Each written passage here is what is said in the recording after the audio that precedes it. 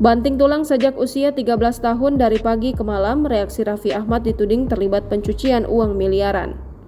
Artis Raffi Ahmad bereaksi usai namanya kembali diisukan terlibat dugaan tindak pidana pencucian uang. Raffi Ahmad disebut-sebut telah menerima aliran dana hingga mencapai ratusan miliar.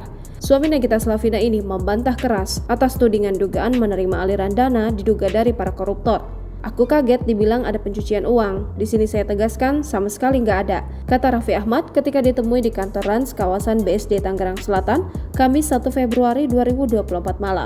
Raffi mengakui kantor baru miliknya itu ia bangun dari hasil kerja kerasnya sendiri, bukan uang yang diterima dari aliran dana korupsi para koruptor. Percaya nggak percaya, cek aja. Gedung ini aja ada cicilan nih. Aku berkarir sejak usia 13 tahun. Aku kerja keras dari pagi, siang, sore sampai malam. Jadi jangan percaya sama kabar itu, ucapnya.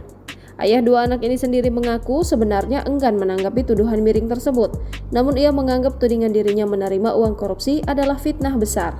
Sebenarnya saya tidak mau jawab isu ini, cuma aku merasa fitnah ini sudah keterlaluan sekali. Banyak klien yang nanya juga, cuma Allah tidak tidur. Apapun itu yang benar akan diberikan jalan terbaik, jelasnya. Raffi pun meminta agar oknum penyebar berita tidak menyudutkan sampai merugikan banyak pihak.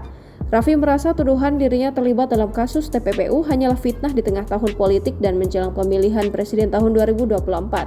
Mungkin sekarang tahun politik, aku bukan politikus, cuman aku dukung salah satu paslon, jadi ada yang suka dan tidak suka.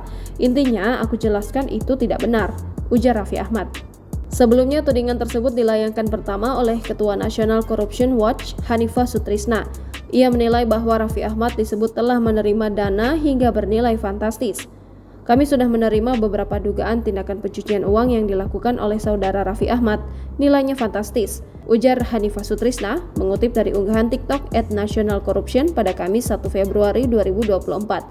Hanifah menyebut artis yang dijuluki Sultan Andara itu turut mengelola uang-uang yang ia dapatkan dari para terduga serta terdakwa korupsi. Diduga ada ratusan rekening yang dimiliki oleh saudara Raffi Ahmad dan merupakan kantong semar untuk mengelola uang-uang haram yang dimiliki oleh para terduga korupsi, bahkan sudah terdakwa korupsi. Sambungnya, lebih jauh dugaan aliran uang tersebut juga ditampung perusahaan Raffi Ahmad, Rans Entertainment. Ia pun meminta agar KPK dan lembaga hukum segera menyelidiki rumor itu.